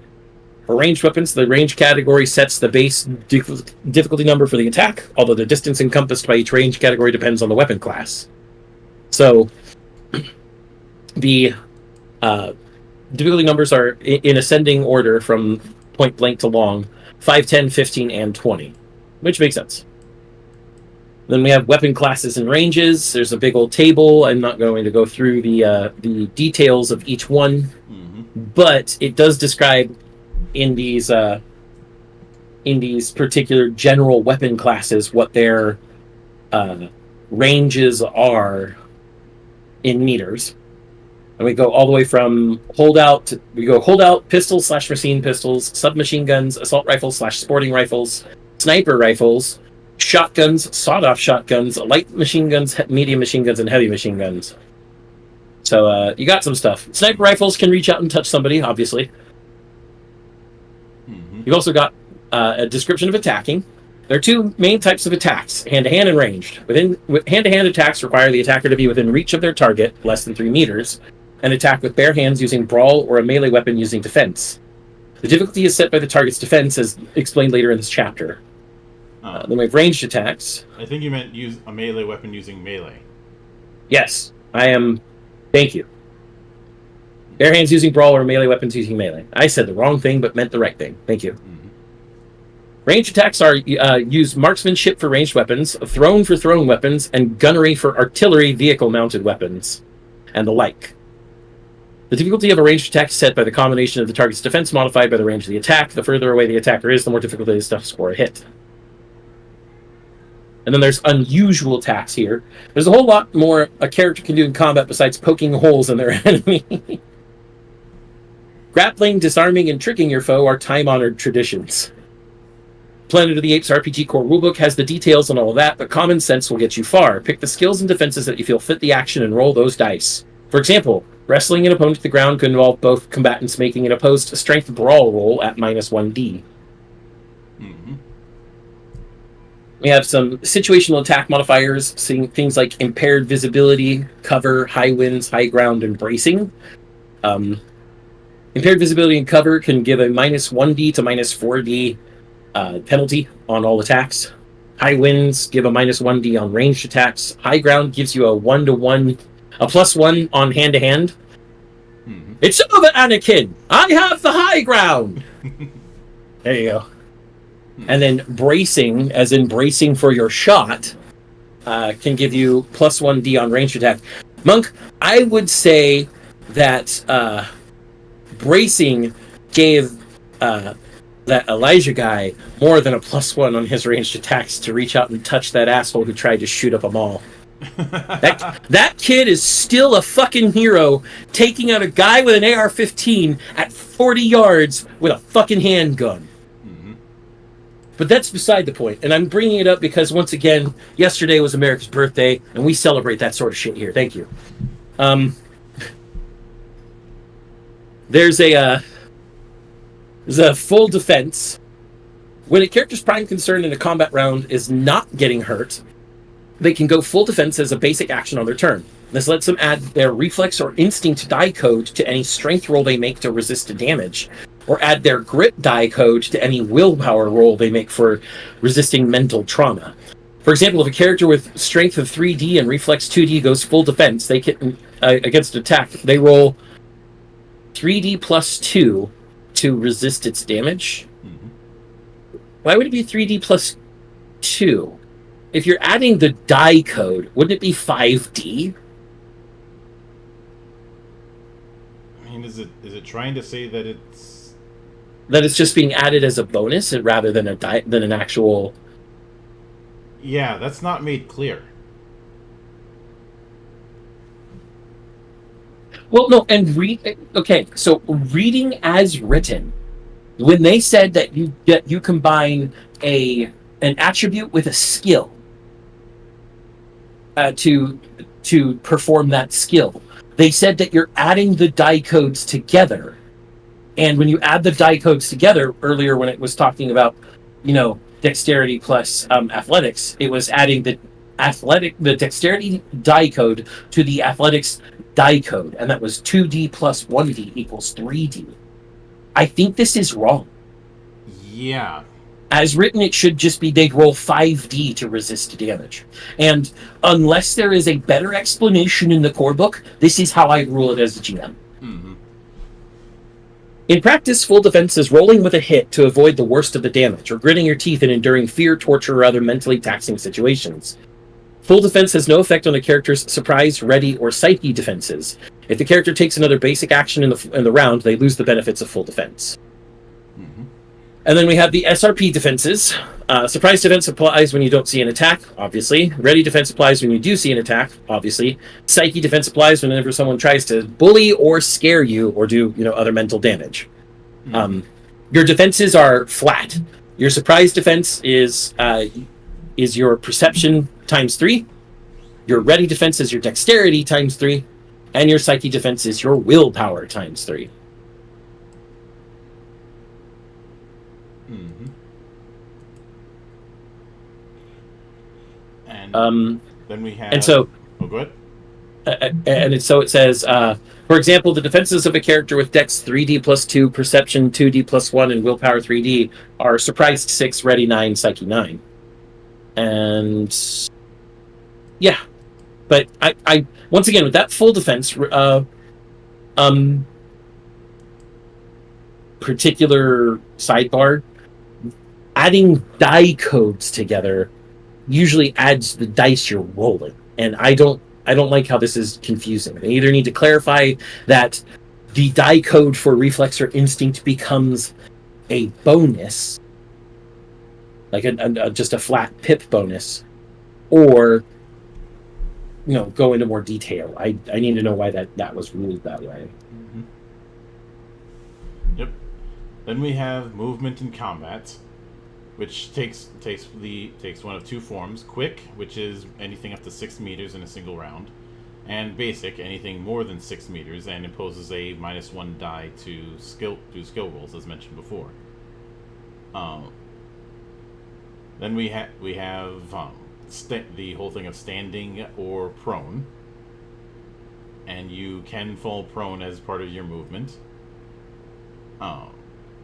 Prone characters are more accurate when attacking with firearms, +1d, and are harder to hit at range, -1d. However, they have difficulty with thrown and muscle-powered ranged weapons, -1d, and make for easy targets in hand-to-hand combat, +1d to the attacker. Getting up from prone is a basic move as well and prevents any further movement. In other words, you can stand up but you can't go anywhere just yet, unless of course you forego getting up and decide to crawl, which crawl is basic movement of 2 meters or less. Then we have damage. The amount of damage a weapon can inflict is dictated by its damage die code, as shown on the weapons table. For muscle-powered weapons like swords and clubs, damage is the attacker's strength plus modifiers from the weapon, whereas the damage of firearms is independent from the attacker's attributes. However, hitting doesn't automatically mean wounding. The defender has a chance to resist some of that damage. Rolled damage opposed by the defender's strength. This is a quick action for the target, so there's no combined action penalty for this roll. Compare the damage and strength totals, then consult the table below to determine the degree of injury, if any. If it's less than strength, stunned. If it's between strength and twice strength, wounded. If it's between twice and 3 times, incapacitated. If it's 3 times or more, mortally wounded. See, and then we have mental trauma, which works pretty much the same way, but uses psyche. Something I'd like to point out, Monk, about prone. You know how prone in most games that use a tactical combat system just makes you harder to hit with ranged weapons and easier to hit with melee weapons, but not much else? Mm-hmm. I'm really glad that in this game, prone makes you good with guns and other types of firearms of that nature. It gives you a fucking... It's basically just like bracing, except prone should probably give more, to be honest. Mm-hmm. Yeah, remember, folks, prone gets you home. Mm-hmm. Then we have the descriptions of the injury level there, Monk. Yep. So, stunned, can't take any basic actions for the rest of the round. Wounded, you must succeed on a DN 15 strength stamina roll or fall prone. Even if that roll succeeds, you can't take basic actions for the rest of the round and have -1d to all rolls until no longer wounded. A wounded character who is wounded again becomes incapacitated. Incapacitated, the defender falls prone and unconscious and can't take any actions until no longer incapacitated. An incapacitated character who is wounded or incapacitated again becomes mortally wounded.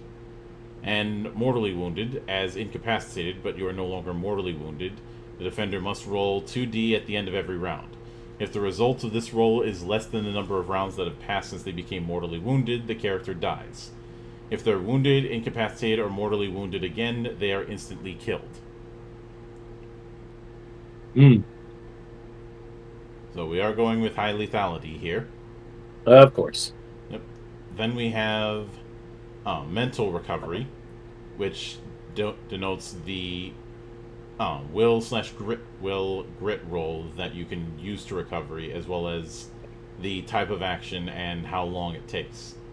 And not to mention the penalty imposed by trauma doesn't apply to the will grit roll. Yep. So stunned, no recover. You automatically recover at the end of the round. Shaken, recovery on 10. It's a slow action, takes 2d minutes. Traumatized is 15. Recovery on 15. Slow action, 1d hours. And severely traumatized, recovery on 20. Action is slow, 1d days. Mm. See, and then we have fatigue. In some situations, the lawgiver may call for a strength stamina roll using the guidelines at the fatigue table. Running a kilometer, 5 DN. Running 10 kilometers, engaging in a day's hard labor, eating rotten food, 10 DM. Sorry, did I? Sorry, I screwed up. I think I said 5. I think I said 10 DM for running a kilometer. That's 5. Enduring a harsh environment for an hour, 15. Enduring a harsh environment for several hours, 20. Treading icy water for an hour, 25. Polar bear swim, Monk. We've done that. Oh, God, don't remind me about the polar bear plunge. I'm never doing that again. A failed roll in these circumstances result in fatigue. Every time a character becomes fatigued, they suffer a cumulative -1d to all attribute and skill rolls until the circumstance ends and they're able to recover. If the penalty from fatigue exceeds their strength die code, they are mortally wounded and may die. Equals or exceeds, Monk. Equals or exceeds. So if you have D4 strength and you've got a -D4 to all attributes, you're now mortally wounded. Yep. So just from that fatigue. Then we have you basically exhausted yourself to death. Yep. Then we have basic trauma levels. Yep. This describes what the traumas do. Stunned trauma does what stun does. No basic actions. Shaken is -1d to all rolls for 2d minutes. Traumatized is -1d to all rolls for 1d hours. In the full game, the character would also gain a random madness quirk result for the duration of 1d hours with a DN 10 to cure. And the severely traumatized is treat as incapacitated for 1d days. The core book also gives the madness quirk that now has a DN 15 to cure, and the quirk would last 1d days. And then we have recovering from damage, disease, and trauma. You'd use the medical skill to provide immediately and long-term care. The severity of the condition determines both how difficult they are to treat and what kind of action is required to treat them, but it's almost always slow. Stunned or minor toxins only have a DN of 5. They take a basic action. Wounded or mild toxins and diseases have a DN 10 and they're slow 2d minutes. Incapacitated by 1 level, which will reduce the injury level by 1 degree. There's an asterisk there that says that. And moderate toxins or diseases have a DN 15 and they're slow 1d hours. Mortally wounded, which will reduce it to incapacitated. Or serious toxin or disease symptoms are D20 or DN 20 and slow 1d days for treatment. And then deadly toxin or disease symptoms have a DN 30 and they're slow 2d days for recovery. And on the last two, the toxins and diseases that are serious or deadly, it only reduces the severity of the toxin or disease's effects by 1 degree. So if you succeed on treating the deadly toxin, it's now just a serious toxin. And if you succeed on treating the serious toxin, it's now a moderate toxin. And then at the moderate toxin, you can just cure it.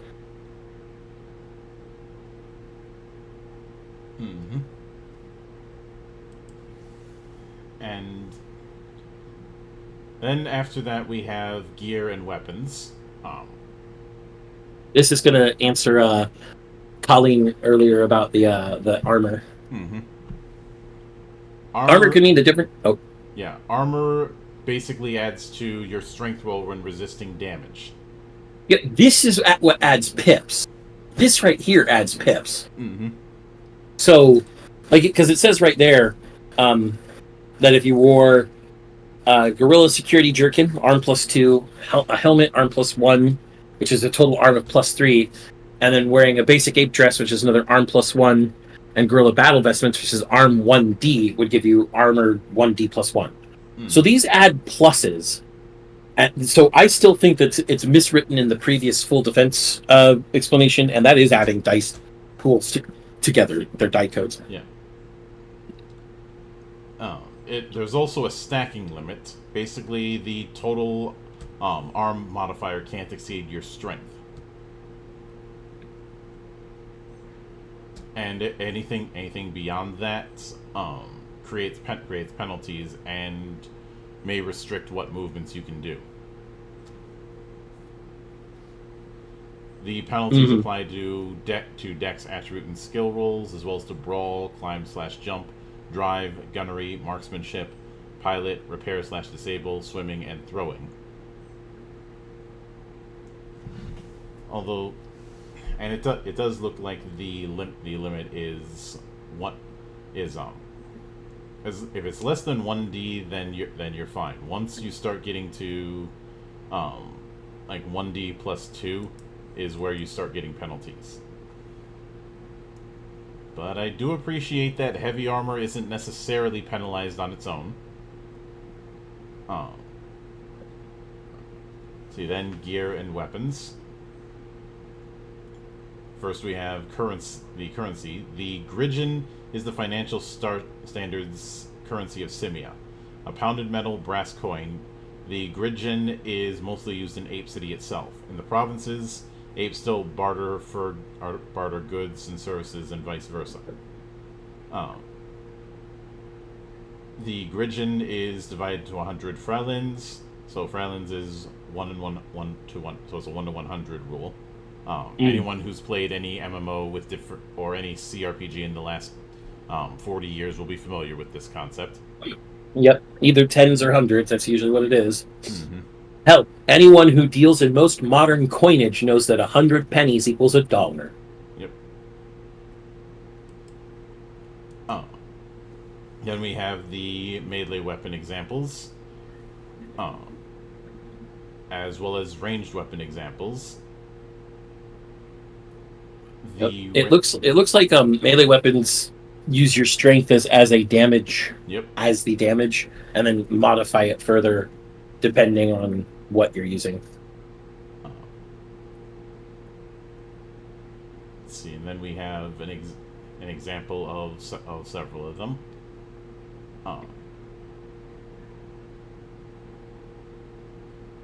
The and some ape-made firearms. The Sterling.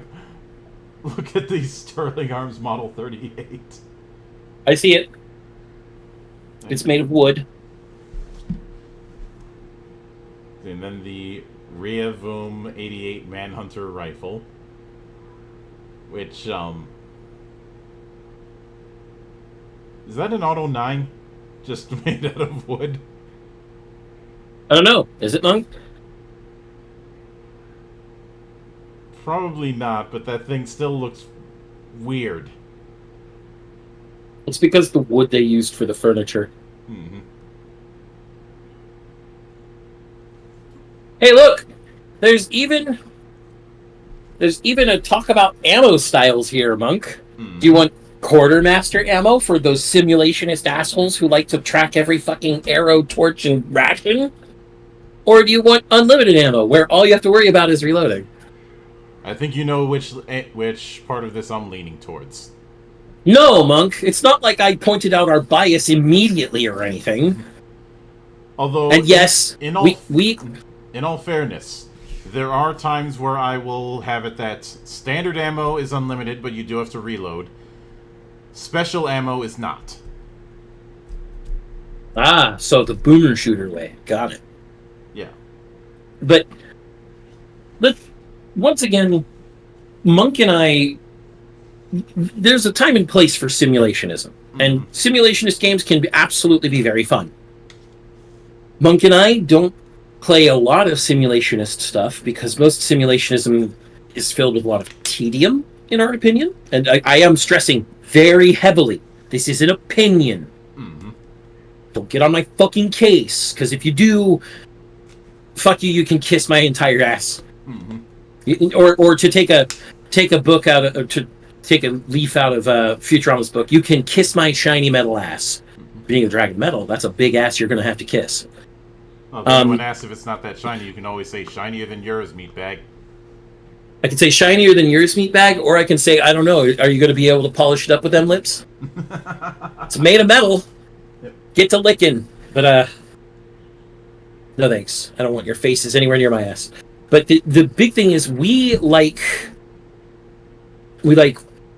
fast pace and fun gameplay with strategic choices that are interesting. Mm-hmm. And we feel that some simulationism can be good, but most simulationism is tedium that detracts from that. It's a pendulum. Everything. You can swing too far one way or the other. Yeah. And there's a reason why a lot of those very simulationist heavy games that were around in the late 80s and a good chunk of the 90s didn't last.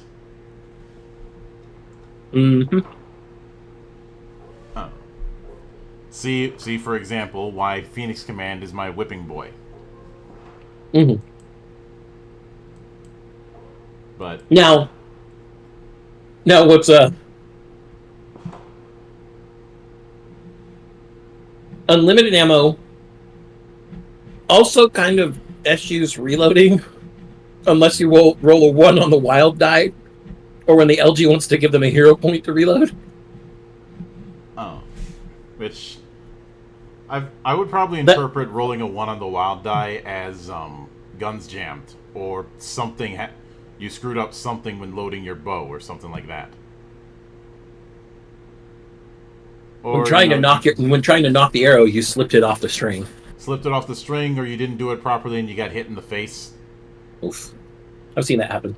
Mm-hmm. But I like this idea of you don't ever have to reload unless you do. Yeah.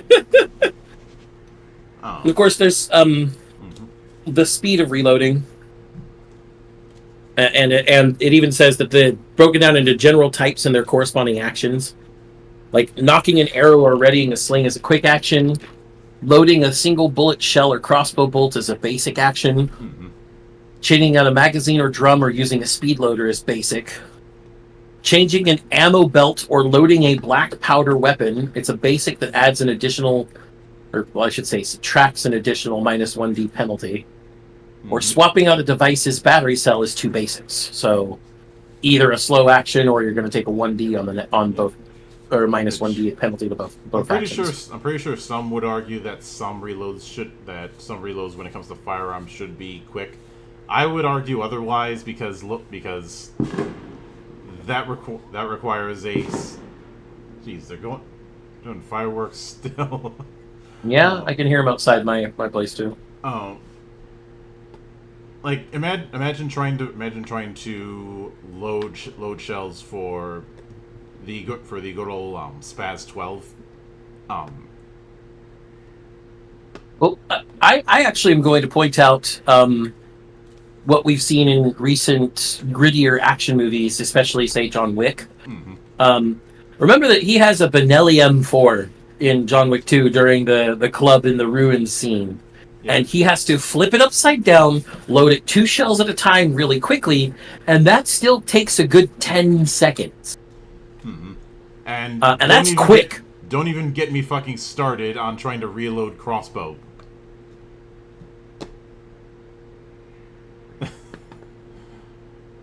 Stairs in Vietnam flashbacks. Even if you're using a crank, that's still gonna take a while, and you can screw it up. And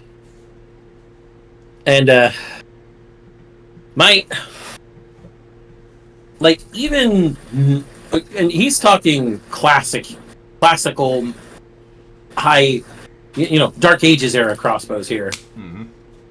With modern crossbows, yeah, there's all sorts of levers and cranks and tools that help you get the crossbow, string back onto the latch. It's still time. It still takes, even with the most modern sporting crossbows, it still takes like 3 to 7 seconds, depending on how much you've practiced. Honestly, the quickest things to load in the world are magazine-fed firearms. Even a bow takes longer to draw the arrow from your quiver, knock the arrow on your string, pull it back, and get ready to fire. Whereas with a gun, you're like, magazine release, new magazine in. Yeah. And you can get fast at that very quickly if you just practice with empty magazines. And I know, hold on, I know if I can hear some firearms enthusiasts in the background. An empty magazine isn't heavy enough for simulation. An empty magazine is still good enough for A, safety, and B, action smoothness. Remember, slow means smooth, and smooth means quick. Yep. And as far as the amount of time required to change a ammo belt or load a black powder, I'm perfectly fine with that because I've loaded muskets before. I've loaded belt-fed machine guns before.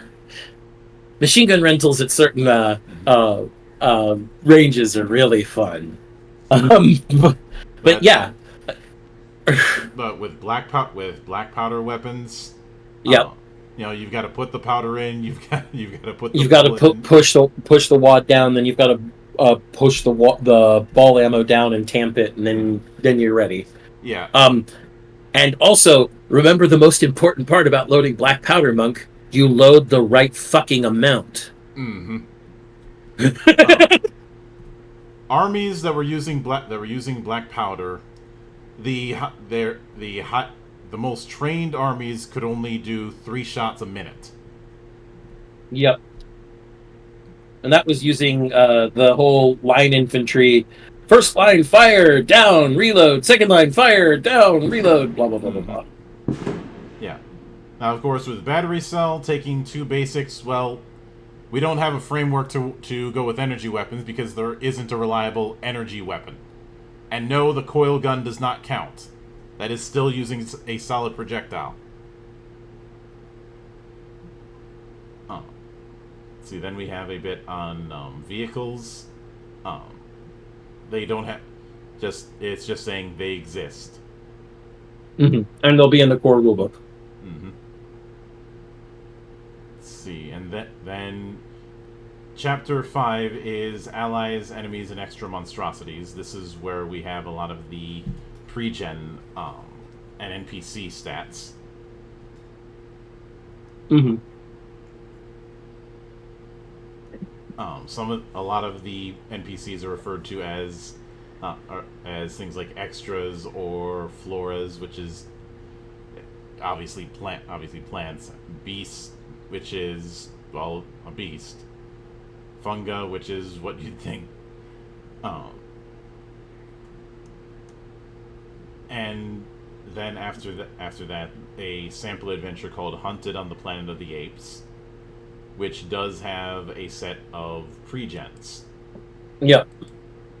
I'm looking at these this mini bestiary, which is essentially what this is. Yes, okay, it is mentioned.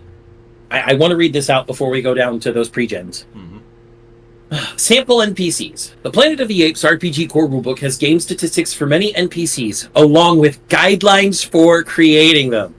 They did what we did, Buck. The next few pages are just a sample to give you an idea of what they may look like, including a gorilla thug, some monstrous mutations, and a few everyday ape commoners. While they can be very helpful to PCs, the common folk are typically more inclined to help apes of the same type than they are others. For example, a chimpanzee farmer who is suspicious of the new gorilla in town is the same ape who will take in a chimpanzee vagrant that's just passing through without a second thought. Is it right? No. It's just the world of mistrust the apes have grown accustomed to, one your PCs will have to adapt to. Mm-hmm. So the pre-gens are pretty far down there. Yeah.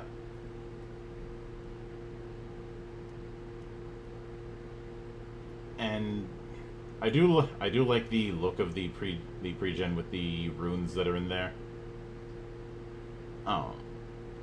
Although I may have to take it back regarding what we thought with Memento, because, like, for example, the States Ape pre-gen has a badge of office memento which grants +1 die to all will command rules. The Gorilla Veteran has a lucky human toe, which is +1 hero point per game session. So I'm guessing in the core book there's going to be like a short list of memento benefits, and there's probably going to be. I'm still not thinking that it's a vehicle. I think a vehicle will be a vehicle regardless of. Mm-hmm. I especially like that the motives here are pretty good, a pretty wide gamut. Like the States Ape wants fame, the veteran wants an achievement, test their skill versus the most dangerous prey.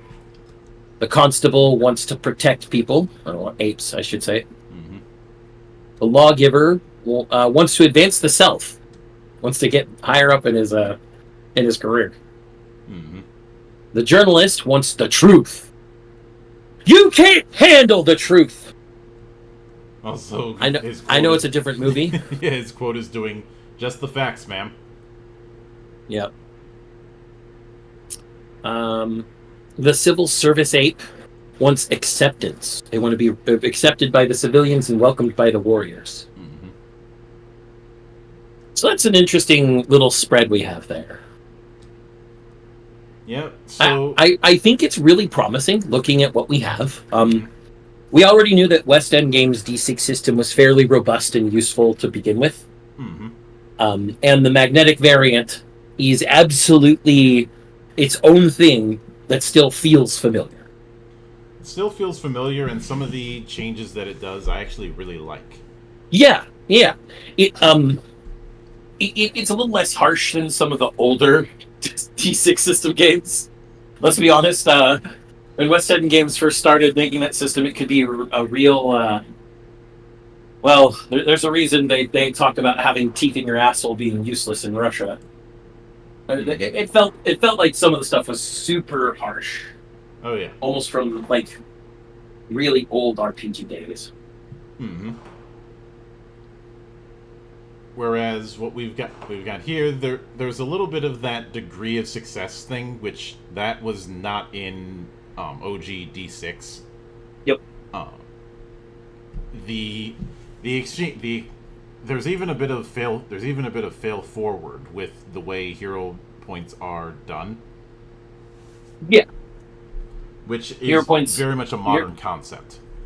Yeah. Well, and so Monk and I have to make this statement here, Monk, because I feel like we don't say the other side of this statement enough. Monk and I disdain Designed by Gospel, which is why we get on the OSR crowd so much, because they believe that what came before is perfect and nothing else needs to be done, and only make mild variations thereof. Mm-hmm. There are exceptions, and those exceptions are people who do not usually identify with OSR as a group title. Macris with Axe is a fantastic example of this. As is Alex T. Exactly. He's trying to wean away from using that label as it is. Exactly. But we also acknowledge that just because a system is very old, that doesn't necessarily mean it doesn't have anything to teach us either. Mm-hmm. The innovations we always laud are innovations that were made by acknowledging the goodness of something in the past and trying to account for its flaws. Fail forward is a big one. Having only a fail state can make people feel bad when it happens over and over and over again, as we've seen countless times through countless years of GMing and playing these games. A fail forward mechanic makes somebody feel like, crap, I didn't do it, but I have a chance to do something later. It keeps people from being completely discouraged.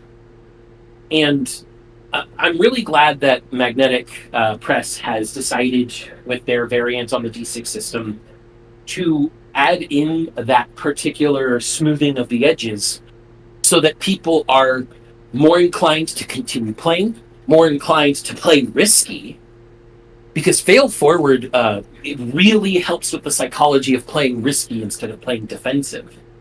It inspires more strategic and interesting variations in gameplay, because you're not as worried about, oh shit, if I don't make this, that's that, we're done, we're cooked. Mm-hmm. And so I like to see that sort of variation. And like I said, with this quick start, there's a lot of promising stuff. I'd love to see the core rulebook when it's finally out, to see what additional guidance they give, as well as, the expansions on things like Psi and vehicles and stuff. Mm-hmm.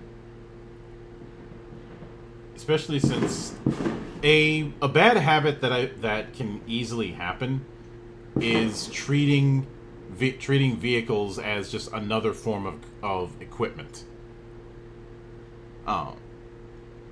Like I've seen games that have mecha but treat the mechs as if they're just another form of vehicle, without realizing there's a lot more to it than just that. Especially if you want to have things like encounters on horseback or encounters on more modern vehicles. But I'd say there's one other major change that Magnetic Press is doing to the D6 system that I think is going to be very interesting. And that is the side space design when it comes to initiative. Oh, yeah, that's a really good one. Since the older West End games did not have that. And I do hope that sometime down the road, I'm not saying that they need to put out some sort of SRD when it comes to their version, but some sort of changelog or its equivalent about what are the major changes between the magnetic variant and the original D6.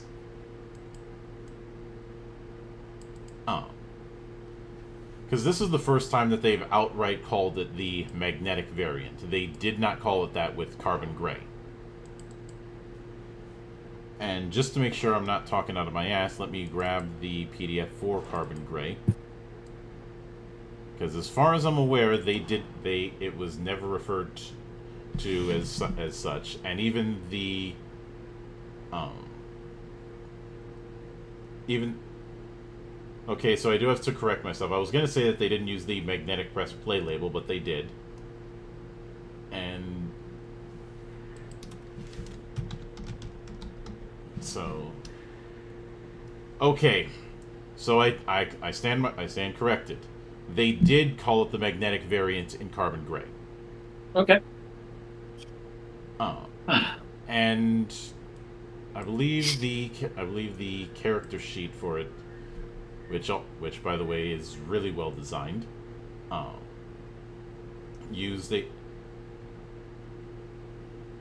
it's more or less using the same. The attributes that it was using are dexterity, perception, knowledge, strength, mechanical, and will. So the change to attributes is something that was done for the Planet of the Apes RPG. No. Oh. Remember that they split technical amongst knowledge and Right. psyche to So add in willpower. The SRP defenses, those are the same. The remarkable abilities, those are the same. And I'm actually glad that's a thing because, you know how I've seen some people say that characters in Savage Worlds can feel kind of samey.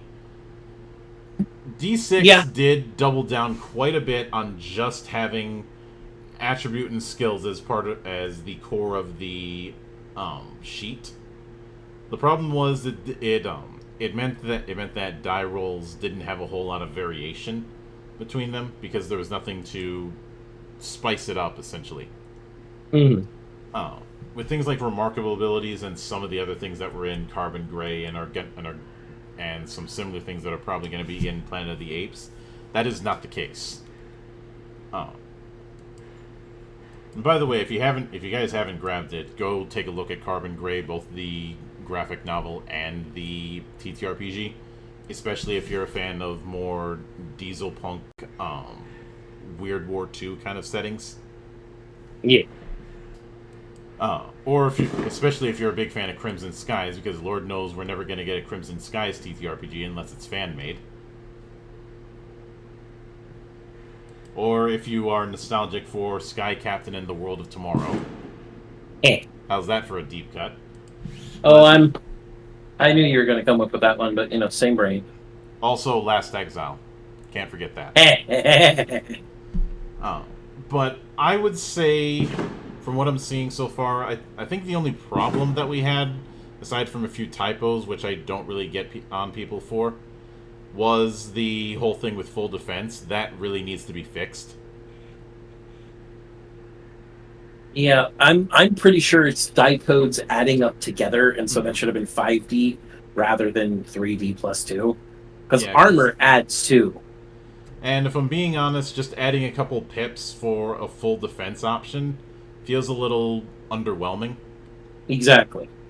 So I'm hoping that that's addressed in the core book or something along that lines. Yeah. And hey, if Magnetic Press does eventually come and see this video, feel free to reach out to us on Twitter or, you can always comment on Monk's videos and let us know anything about the corrections. Mm-hmm. If anyone from Magnetic Press wants to come into the Discord, he has his links everywhere, and if you want to talk to us there directly, you can. Yeah, and on my YouTube page, my business contacts are there as well. So I'm not a hard man to find. But I'd say if I was doing the typical review setup, I'd probably put this as recommended. That may change when the final book comes out. I highly doubt it though. And if things are defined a little better and there's some really interesting stuff with the side powers of the vehicles, I could see you giving it strongly recommended. Yeah, but that's a bridge I'll cross when the core book's out, possibly this fall. Yeah. Depending on how things go. But until then, on behalf of the good brothers present and not present, my name is Mildra. I am your gaming monk. Stay fucking Frosty, everybody.